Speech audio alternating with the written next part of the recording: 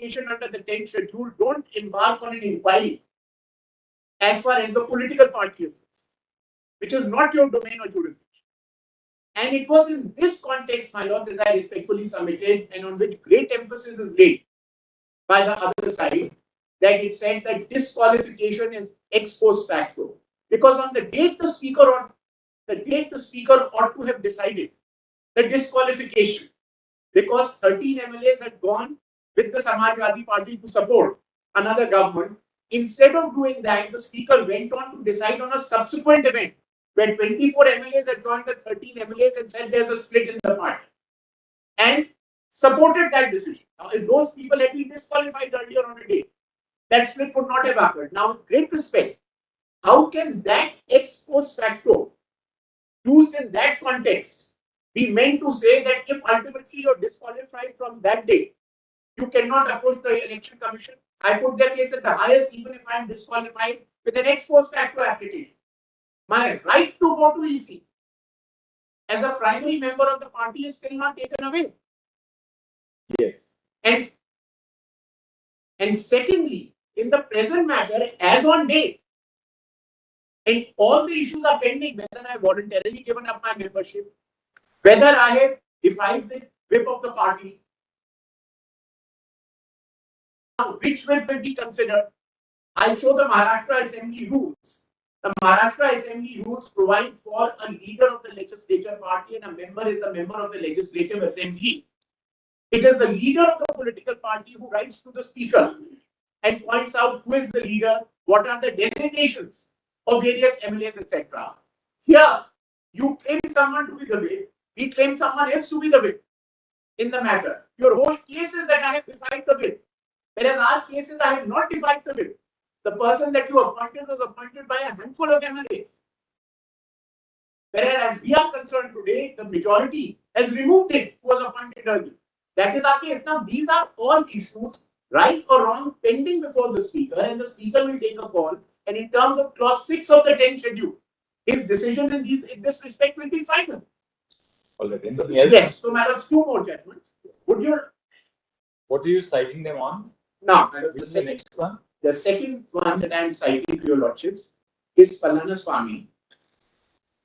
What page? Page 139 of the same compilation. At page 154. This is the third last judgment.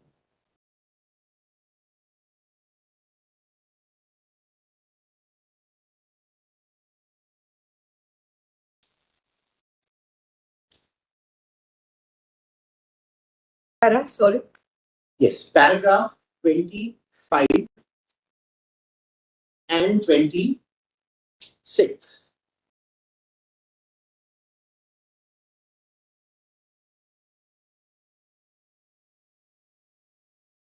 Let's say para 25 would be 154. Yes. Yes. The Election Commission in the past has exercised plenary powers under para 18 for issuing interim directions regarding allocation of common symbols to 2 factions when the dispute under symbols order was still pending before it. It was argued that the Election Commission cannot do so once it had finally decided the dispute. There is no difficulty in agreeing with the proposition that once the dispute has been finally decided by ECI, the question of invoking powers of para 18 by ECI would not arise. However, if the dispute is pending inquiry before ECI or the final decision of ECI is sub judice in the proceeding before the Constitutional Court, providing for an equitable arrangement in the interest of free and fair elections and provide equal level playing field to all concerned would be a just and fair arrangement. Assuming that the provisions of the symbols order do not predicate the nature of directions that may have to be issued by ECI, nothing prevents ECI to exercise its expansive and plenitude of plenary powers under Article 324 of the Constitution of India to deal with a situation such as the present one for ensuring conduct of free and fair elections. The purpose I am citing it, my lords, is that apart from clause 15 and 18, which adequately deal with the situation at hand, presuming the symbols order did not contain a provision, the Supreme Court says that even if a provision of the symbols order does not predicate or deals with a particular situation, the expansive powers, the attitude of powers given, yes, can deal with situation under Article 324 of the Constitution. Right. Now, my lords, the third judgment for your lordship's kind consideration is Sadiq Ali. Please have Sadiq Ali. Page 1, my lords. At page 11.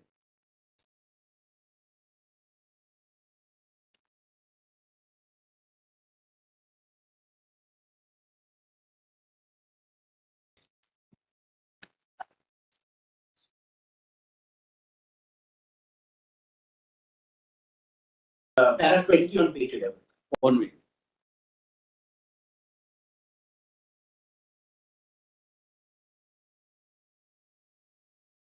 Which para? Para 20. That's 4 paras I need to read. Para 20.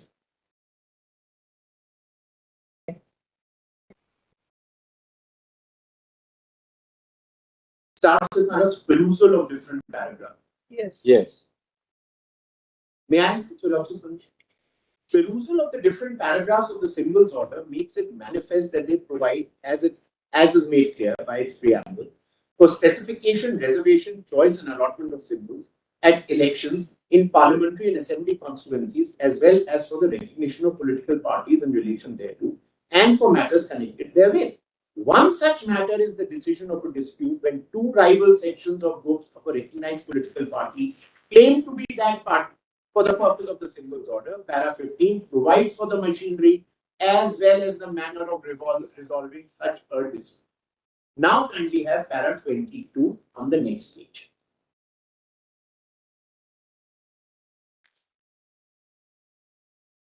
Was that para 22? Yes. The next page. Let us now go back to paragraph 15. The occasion for making an order under this paragraph arises when the Commission is satisfied on the information in its possession that there are rival sections or groups of a recognized political party, each of whom claims to be that party. The Commission in such an event decides the matter after taking into account all available facts and circumstances of the case and hearing such representatives of the sections or groups and other persons as desired to be heard. And now kindly have the next paragraph, that is paragraph 23. Somewhere in the middle, my lord, which starts with the Commission in circumstances had to decide the matter.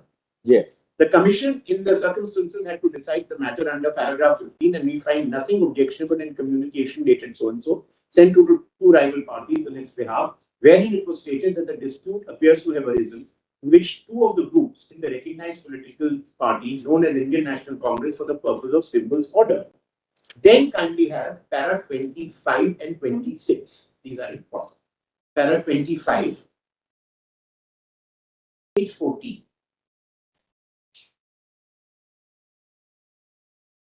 Yes. Para 25, my lord, somewhere in the middle says for determining as to who are members of AICC. For determining as to who are members of AICC and delegates, the Commission accepted those persons as members of AICC and delegates who held that position in the earlier session of the Congress at Faridabad before the split.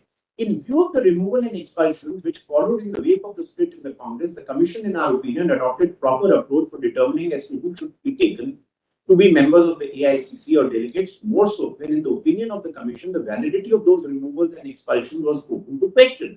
The figures found by the Commission of the members of the two houses of Parliament and of the state legislatures, as well as those of AIC members and delegates who supported Congress J, have not been shown to us to be incorrect.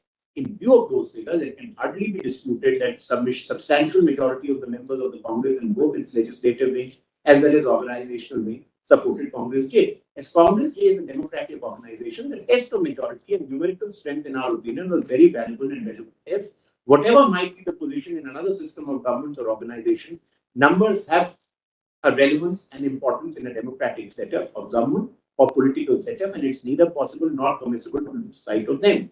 Indeed, in view of the majority, which in the final analysis proves decisive in a democratic setup. And now kindly have, my lords, paragraph 35 on page 17.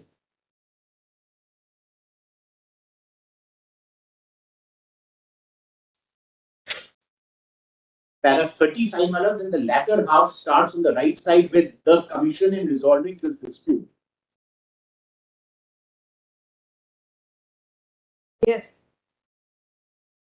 The Commission in resolving this dispute does not decide as to which group represents the party, but which group is that party. If it were a question of representation, even a small group, according to the constitution of the organization, may be entitled to represent the party. Where, however, the question arises as to which of the rival groups is the party, the question assumes great competition, and the numerical strength of each group becomes an important and relevant factor. It cannot be gainsaid that in deciding which group is the party, Commission has to decide as to which group substantially constitutes the party. And now kindly have para 40, which starts at page 18. Kindly turn to page 19, my lords, because I'm skipping through the other parts since there's time. Please have para 40 on page 18, but kindly come to para 40, which continues on page 19. And about somewhere in the middle on the right hand side, it starts with, if on the other hand a dispute arises between two rival groups. If my lords have got that. If, on the other hand, a dispute arises between two rival groups or allotment of a symbol of a political party on the ground that each group professes to be that party, the machinery and the manner of resolving such a dispute is given in paragraph 15. Paragraph 15 is intended to effectuate and subserve the main purpose and objects of symbols order.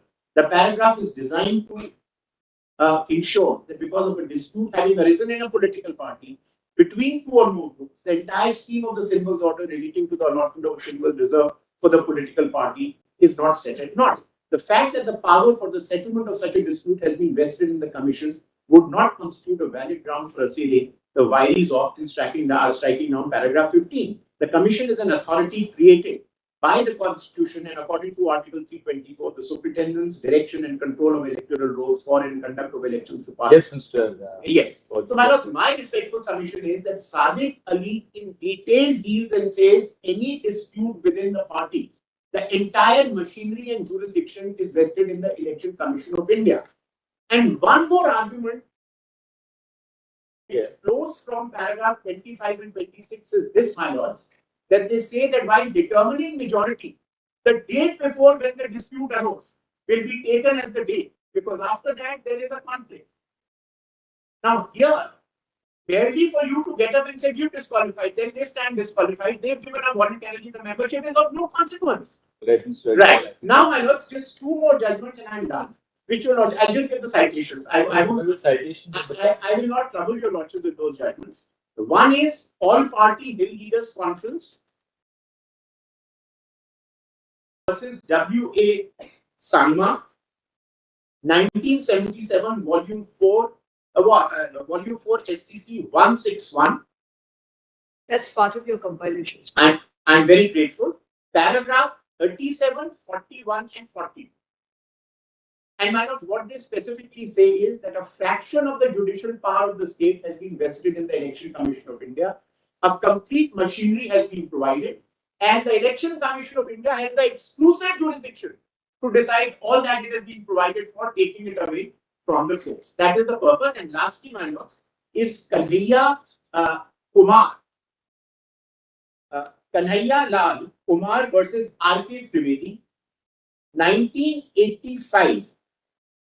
Volume 4, SCC 628, paragraphs 10 and 13, effectively, my lords, on the point that even after the deletion of clause 3, even after the introduction of the 10th schedule, my lords,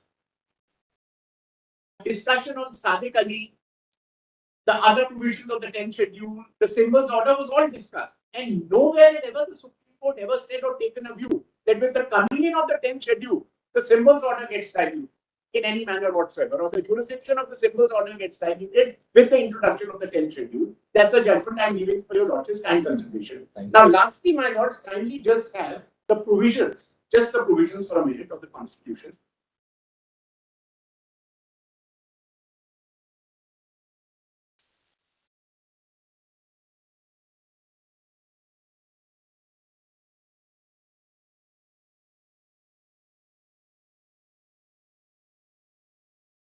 Three provisions I just would request your lordships to see.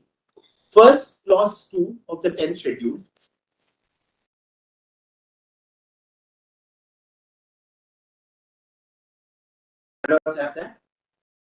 Subject to the provisions of 3, paragraph 4 and 5, a member of the House belonging to any political party shall be disqualified from being a member of the House if he has voluntarily gives up his membership of such political party, or if he votes or abstains from voting in such House contrary to any direction issued by the political party to which he belongs, or by any reason or authority authorized by it in this behalf, without obtaining in either case the prior permission of such political party, person or authority, and such voting or abstention has not been condoned by such political party, person or authority within 15 days from the date of such voting or abstention. Now, kindly have, my lord, has the deleted portion of clause 3 which used to exist. My lord has that as part of the page 15 of our compilation. Page 115 of our compilation, Yes. volume 1, where Yes. only reason I am citing it is, my lord, that and 4 both are political party and 1/3 of the members of the legislature party was used in 3. And similarly, as my lords pointed out in 4, the latter part of 4(2) has 2/3 of the members of the legislature party. So to pick up political party in isolation in 3 and say that look, it says political party, and that has to be decided. No, a constitution bench says that has to be seen from the lens of a legislature party. That is to be done in this matter. Now, my lord, lastly, the Maharashtra Assembly rules, just have them for a minute, because just for the completion of page 90 of our compilation, page 99, volume 1.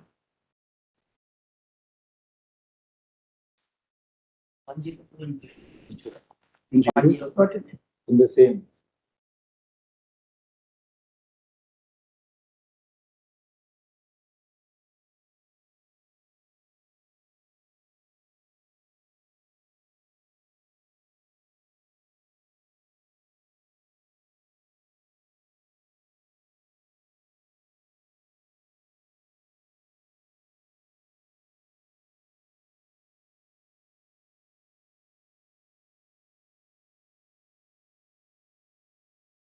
F.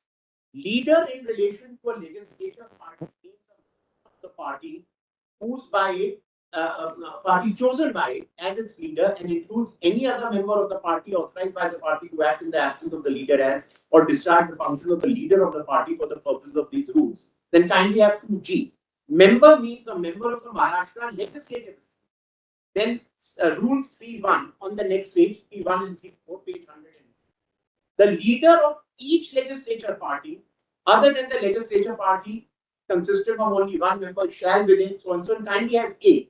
Statement in writing containing names of members of some legislature party together with other particulars regarding such members as in the form 1, and names of designations of members of such party who have been authorized by it for communicating with speaker for purposes of the rules. And then rule 3 subclause 4, when on page 102.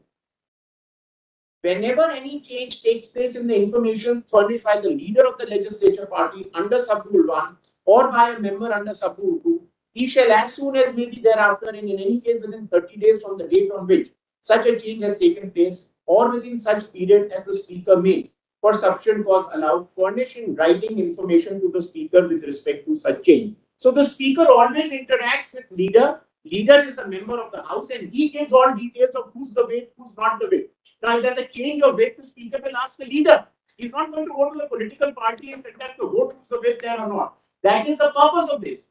And all parties understood it to be the same way, because whether we issued our official communications or they issued their official communication, they're all on the letterhead of the legislature party to say that the whip has been appointed.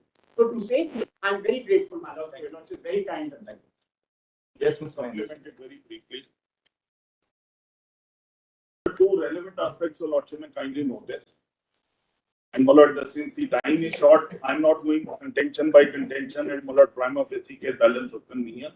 We just supplement what my learned friend has largely asked. Two relevant aspects, my lord, that the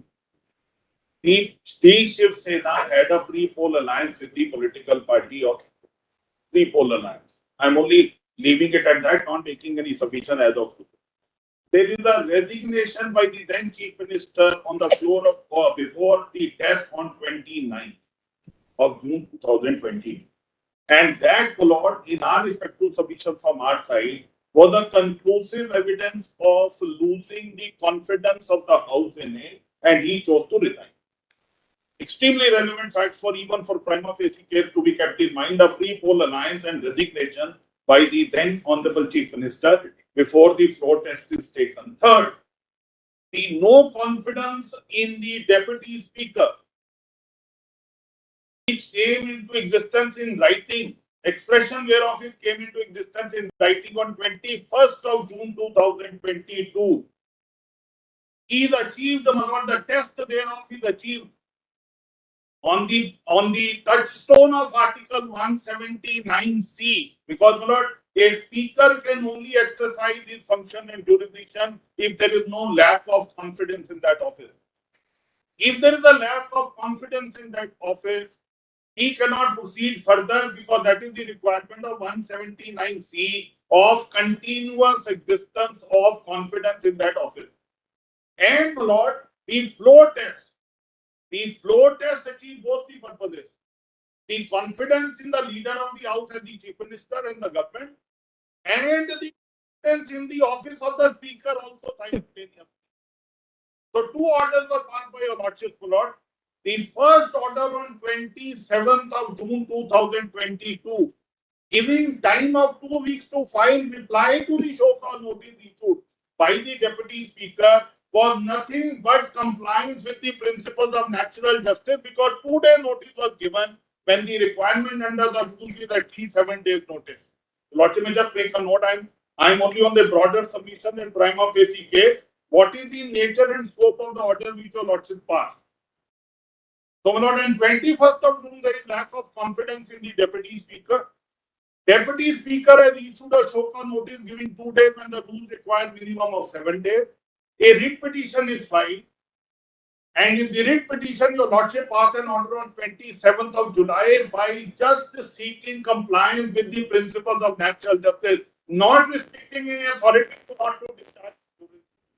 That's, my lord, utmost respect, my lord. A confusion is sought to be created, as in the order of 27th of July, some kind of a curtailment of jurisdiction of any authority. Kindly have a look. I'm not reading, my lord. Kindly have a look at the second last paragraph of the 27th of June order, my lord. I'm sorry, 27th of June order, which only makes available period of 2 weeks time to respond to the show cause notice given by the Deputy Speaker.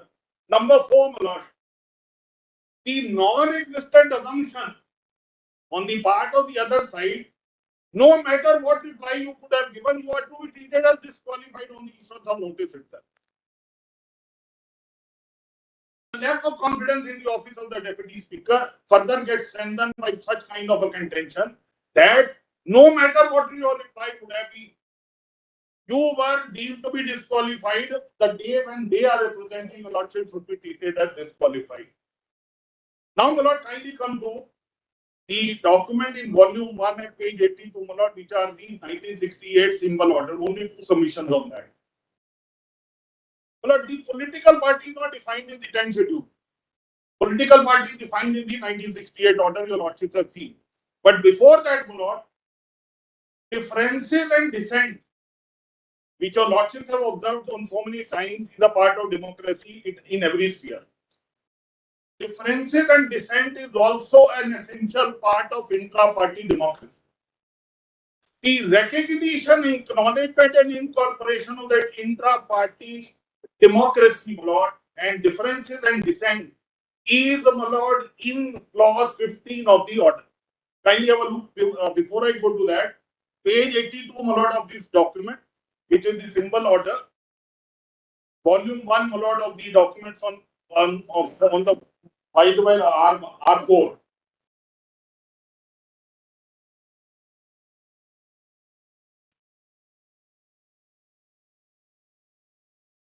The third paragraph, Lord, whereas it is necessary and expedient to provide. And last line, my lord, recognition of political parties in relation thereto and matters connected therewith. So, free, a very important, significant aspect of that is recognize political parties and the matters in connection therewith. Now, kindly come to the next page. Subclause H. political party. And political party defined here because of the plenary jurisdiction to be conferred upon the Election Commission of India on the recognition and incorporation of the principle of intra-party democracy, clause 15. Now, political party means an association or body of individual citizens of India registered with the commission as a political party under section 29A of the Representation of People Act. Now, my lord, various powers have been conferred upon the Election Commission starting from clause 14. Kindly have a look at that, my lord, page 91.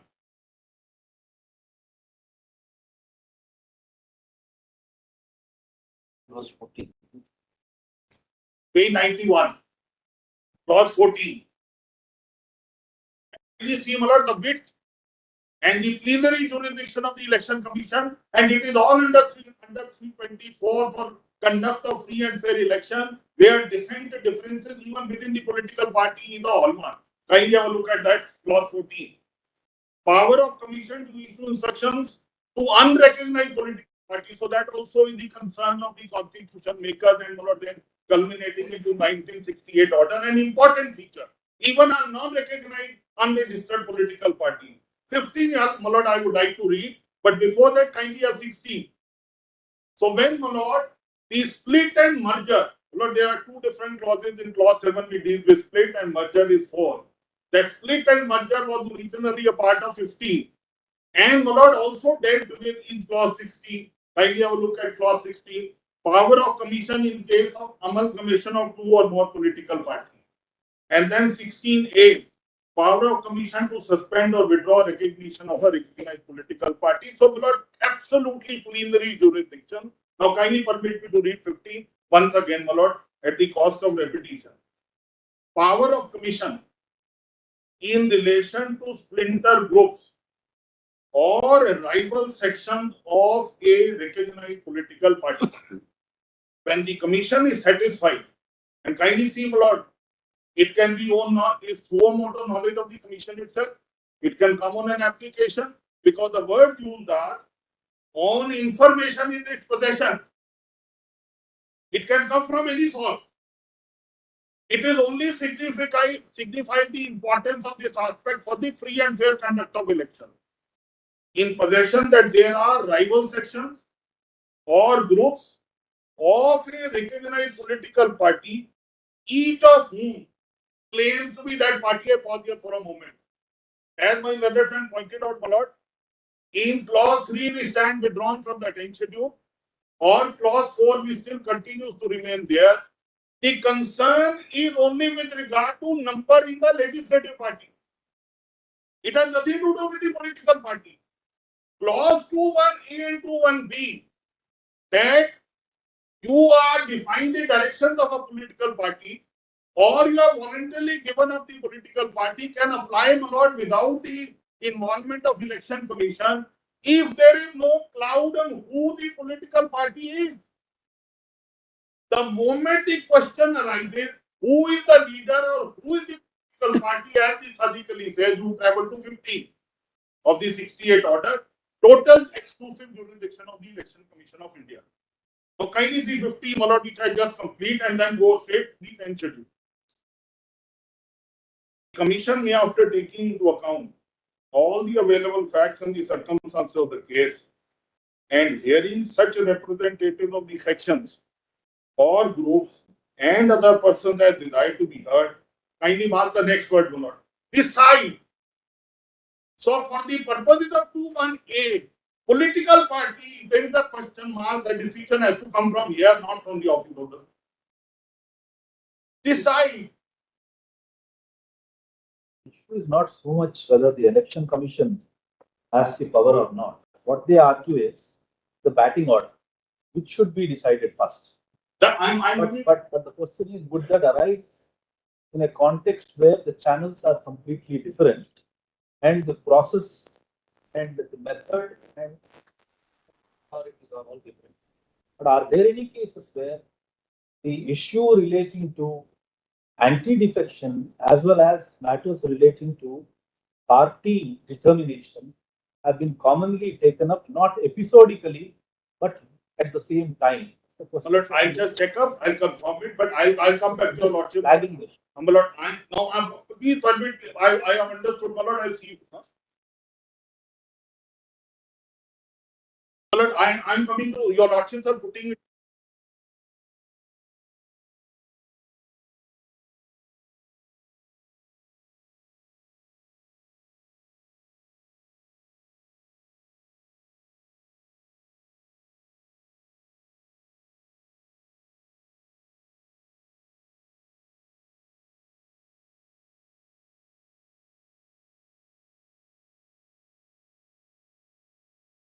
I'm sorry.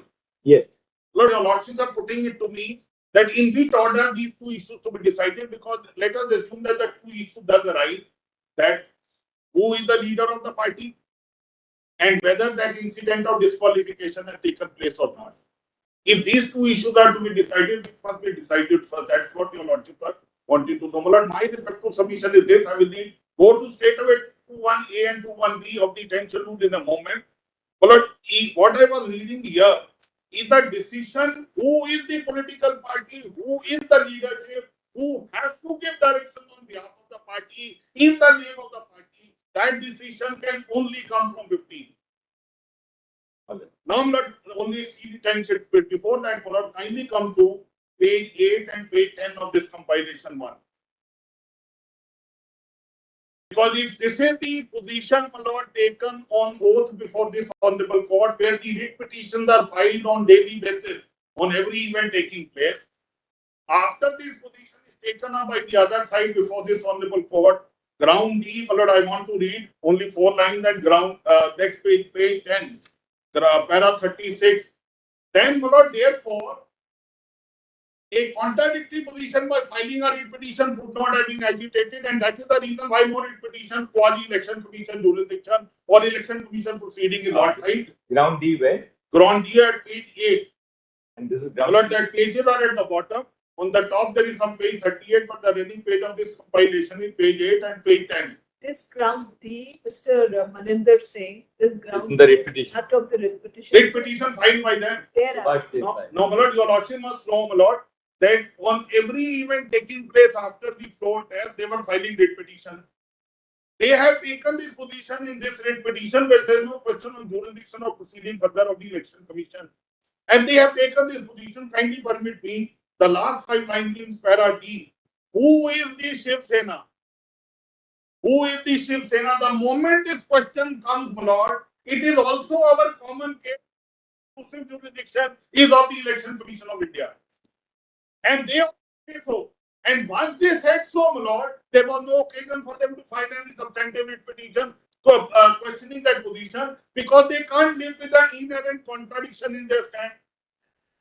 Now, my lord, if that is the position, will your lordship permit an interim application to be filed in some other writ petition? Kindly see who is the Shiv Sena. That is the domain of Election Commission. Admittedly, recognition of Shiv Sena and leadership by so and so has been endorsed by the Election Commission, and there is no dispute. Now, kindly see para 36, page 10, next page. This is a part of the rejoinder, para 36. After our stand was filed to this writ petition, they filed a rejoinder. So, original position is the moment question arises, who's Shiv Sena? Election Commission. Kindly see 36, third line. If the delinquents were so keen on a change in party leadership, they ought to have approached the Election Commission in the first place. What did I came for? I came for extension of time, which is in violation of the rules, only 2 days, and I asked for 2 weeks. 2 weeks is granted by your lordship. Compliance of natural justice.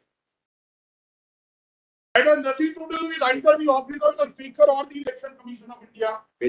All right, Mr. Maninder. Yes. Only 2 minutes. Kindly come to 2. Kindly come to 2, but the 10 schedule. 10 schedule. Only about 2 minutes and I am done.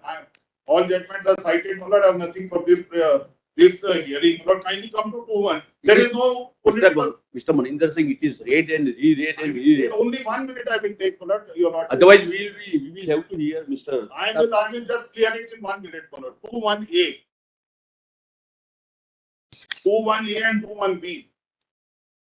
Lord, the last word of political party, and Lord, in the contrast in clause 3.2, which is deleted, and clause 4.2 of the merger and Lord, the split, it's legislative party. Now, Lord, in this, who is the political party and who can issue validly law direction to the political party? Unless that question gets decided, there is no ambiguity in that regard. Speaker has no jurisdiction. And that is why the order is that once such question arises, EC will decide first. And that is their petition. Ground D and para 36 in rejoinder. Grateful, Mullah, I am deeply obliged. Thank you.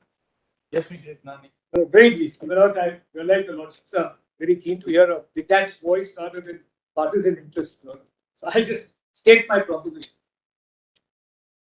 My learned friends have dealt comprehensively with the distinct jurisdictions of the Speaker and the Election Commission. One decides disqualification of MLAs in the House. The EC decides intra-party disputes. The question of disqualification, and not instantly, I hope to answer my Lord Narasimha's query. The question of disqualification under the 10th schedule is governed by a mandatory procedure. Particularly, there has to be a notice, a hearing, rules of natural justice, and a reasoned order. So there is no concept of potential or deemed disqualification.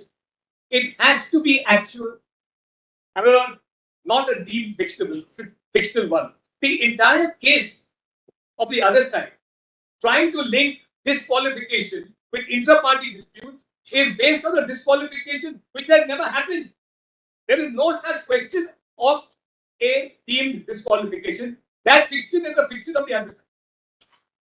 Thirdly, allied to this question is that the Deputy Speaker, in this case, there was no Speaker because the then Speaker had resigned since 5th February 2021.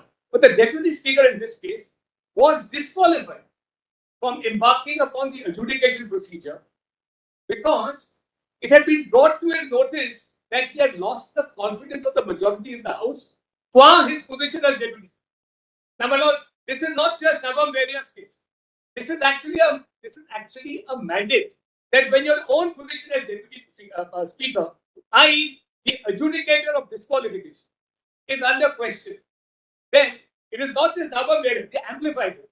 But it's Article 181 of the Constitution's mandate. And well, I'm not going to read it out. Your Lordship will just note that Article 181 says this, that when the Speaker of the Deputy Speakers, a majority is itself question, he must desist from the adjudication process.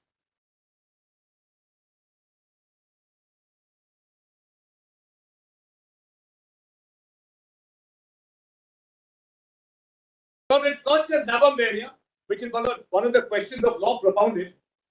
Navam Varia does say so.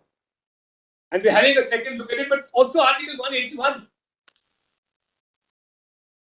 Remember, two more propositions. Yes.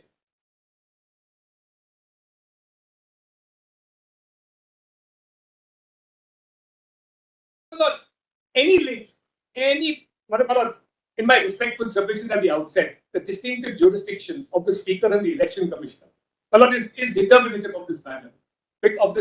That's almost conclusive. But my Lord, any possible link between disqualification and the power to the Election Commission to deal with intra-party disputes has been snapped by the very important event of the Chief Minister resigning on the 29th of July 2022. On that night he resigned. Sorry, 29th July. June. Sorry, June. 29th June. I'm so sorry. 29th June. Now, my Lord, when that happened, a government fell. Nothing that happened thereafter after he resigned was a consequence of what happened previously. When the chief minister resigned, what kicked in was a process which was obligatory on the governor of the state. The governor had to then decide whether he could find a stable majority, which in turn necessitated discovering that person who commanded a majority of the house, and that person could therefore offer a stable government. That the governor proceeded to do. And because this is the mandate of Rameshwar Daya of 2007, I'll give us the citation. Rameshwar Prasad. Number one, in that judgment, the court said when the governor is setting about the task, and it's paragraph 161 in particular, what you just know, when he is setting about the task, his constitutional obligation to form a stable majority, he has not to be deterred by any questions of potential disqualification. So the governor did that, and a new government came into existence. Now, my lord, when a new government comes into existence, a stable government, one more article kicks in, and that is Article 178. Please see that.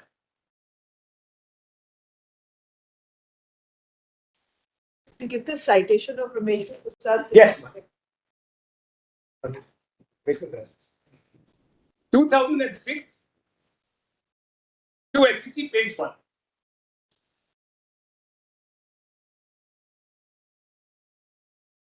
The legislative assembly of a state shall, as soon as they be, choose 2 members of the assembly to be respectively speaker and deputy speaker thereof, and so often as the office of speaker or deputy speaker becomes vacant, the assembly shall choose another member. Now, on the new government being formed, an election was held for a new speaker. This was the mandate of 178. A new speaker now has taken, and he took office after a vote. They participated in that vote and they lost. There is now a new speaker. Any questions of disqualification, and my lord, the deputy speaker only performs the task of the speaker when the speaker is not there. Once you have a speaker, any question of disqualification now goes to the speaker. There is no need of disqualification, and they want to run away from the question of actual disqualification because the new speaker has come. So, in short, my lord, I hope that. Thank you. Mr. Datar. Well, just one question of Justice Narasimhan. Well, there is a judgment of the division bench, a recent judgment of the division bench, which goes into this between 10 schedule and the election commission. It's a division bench Of of the Kerala High Court. what is the citation? Yes. Okay. It's in the compilation. It's 2021 4 KLT SN 33, page 51. But it's an I compilation and it's judgment number 7 in our compilation of them. Particularly paragraph 76, the last paragraph, it's the one case which decides both the issues. It's the first case I've seen where both the disqualification as well as the inter-party dispute was concerned, and the impact of each. Mr. Solicitor, you want to? Sir, only 5 minutes because I appear for the governor. Therefore, my role is different. In my role, I have already played, and if required, I may play. But only question your lordships in the today's hearing required to answer is this. But when Article 324 was framed, just giving a little background, and 5 minutes is broadly outer. When 324 was framed, so there is a beautiful discussion which I will not read, I will pass it on, where Dr. Ambedkar examined what was the purpose of 320. And one of the main purpose was that certain political questions may arise as against the constitutional questions. And those political questions, there has to be an authority who, apart from conducting election, will also decide. And that is the election commission. Your lordships would also not possibly be able to go into the political thicket in case of president rule, etc., in a different fact situation which is not arising. The only question, which needs answer for the today's limited hearing is, can your lordships take a call whether this faction is right or another faction is right? That answer, will decide today's hearing? Answer in my respectful submission, no. This is essentially a political question. There are rules framed by the Election Commission of India as to how that question is to be gone into and decided. Because this is not for the first time that such a situation has arisen. That within the party, two factions claim that I am the original party. Somebody will have to go into that question. And that somebody, under the scheme of the Constitution, is only the election. Third question, whether both would be overlapping. In other words, suppose the question of disqualification is held against the client of Mr. Paul and Maninder Singh, would it have any impact on the exercise to be undertaken by the Election Commission? The answer is no. Suppose the Election Commission takes the call that this faction is the correct faction, represents the original political party. Would that have any impact on the decision to be taken by the speaker? The answer will be no, because your lordships are assisted on both spheres. Yes. Here the speaker will decide that whether they voluntarily gave up membership, etc. They would argue that we are within the party, but within the party there is a freedom of speech and expression which we were exercising. That is for the speaker to decide. But even as disqualified MLAs, they would still continue to be members of the political party because there is no disqualification from membership. So the Election Commission is merely deciding which group represents the original party. So, right now, for the limited purpose, my respectful submission is that let the Election Commission discharge its duties. Thank you, Mr. Datta. Mr. Datta?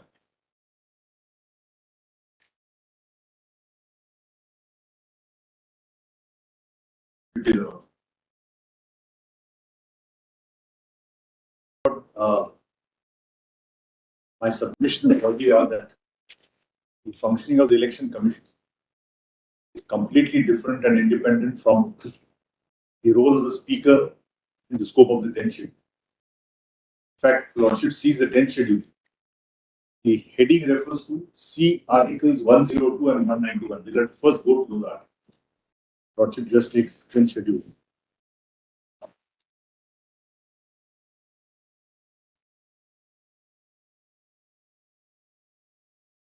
Articles 1022 and 191.2.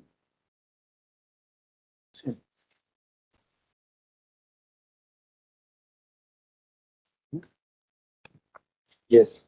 And Lord, since we are referring to a state assembly, I will confine myself to Article 191.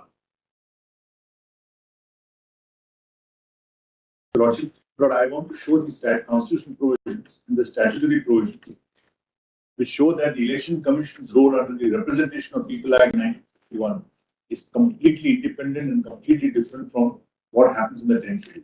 If your Lordship now comes to 191 of the Constitution,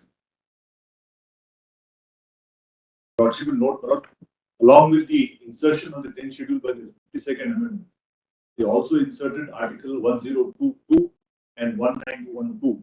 And if your Lordship sees 191.2, a person shall be disqualified from being a member of the Legislative Assembly or Legislative Council of a state if he is so disqualified under the 10th schedule. Now, please come to 191.1a. Your Lordship kindly sees, person shall be disqualified from being chosen and for being a member. So, my Lord, there are two types of disqualifications. A threshold disqualification, where you can't even become a member, and during your second duty, the company law they use they say disqualification and vacation. You become a director, then you vacate the office. So when we say disqualification for being, it actually means disqualification from continuing as a member of the house. Now, Lordship will just see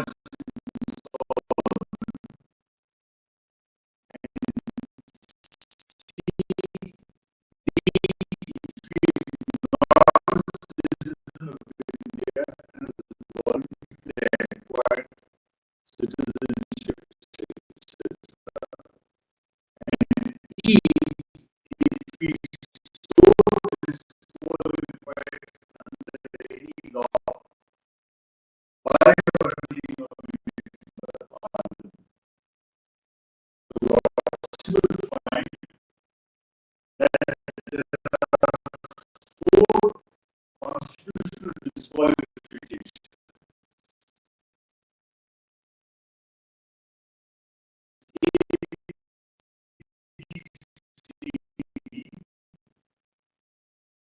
The 5th constitutional disqualification is 192.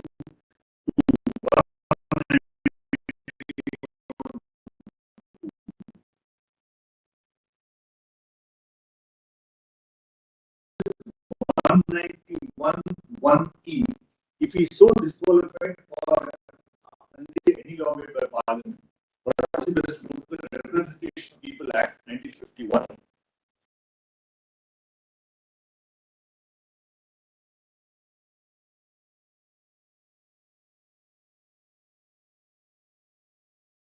But I will be basically referring to the Constitution and the Representation of People Act, so I should just keep these bare accents. Now, if Lordship just sees the index, the table of contents of the Act, of the Representation of People Act 1951.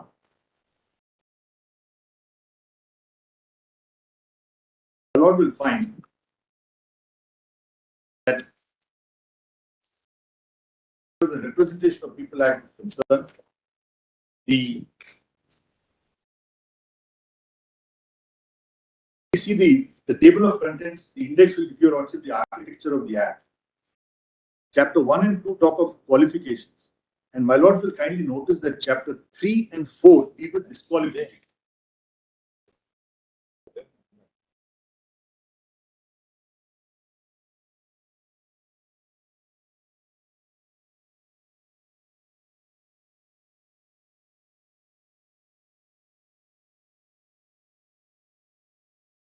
It's a very small act. I just, in order yesterday we said 50, I just told him I had a recollection that I didn't. Yes. 50. In fact, the statement of office and reasons say that 50 Act is very short, so we have to expand it further.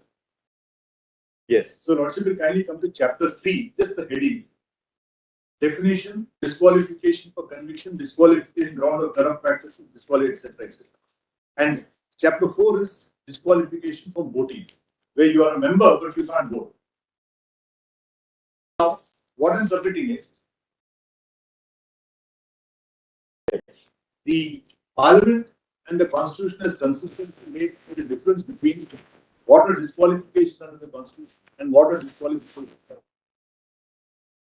far as the Representative People Act is concerned, the authority to decide is the Election Commission. Actually, I'll come to 191. The President will decide, but he will take the opinion of the Election Commission. If your Lordship now, so the point I'm making is the disqualification given in the Representation of People Act 1951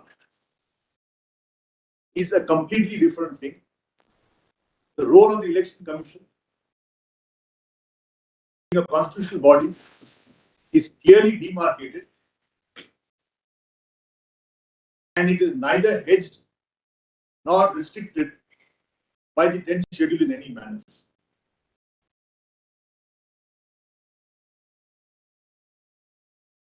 Lordship now comes back to 191, the next section 192, Article 192.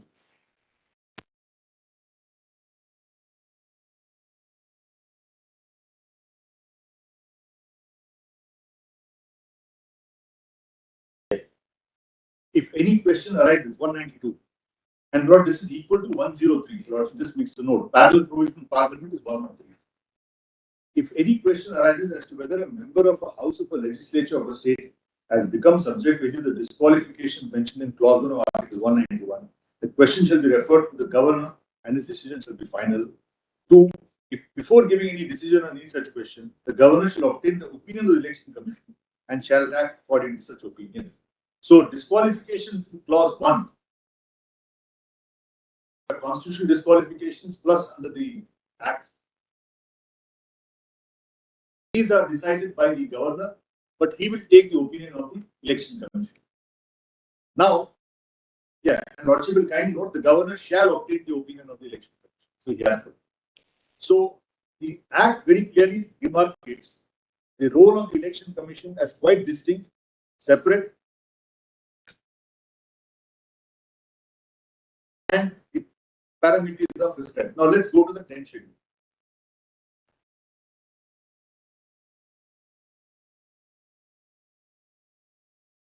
First, para 2C is original political party. Original political party. But if my lord sees the definition in the Representation of People Act 2F, my learned friend, I think somebody referred to the rule, but if your lordship goes to the act itself, the Representation of People Act under 2F, Political party. Political party means a political party which is, again this opens into the 50 Act. Mr. Maninder Singh referred to that. He referred to the rule. To the rule. Identical. Identical. Simple order. Yes, I think in the simple order it's 2H and here it is 2F. But the point I'm making is the purpose. 2H. Yeah, 2H in the rules, 2F in the act. 2F corresponds to 2H. Now, it talks of political party means an association or body of individual citizens of India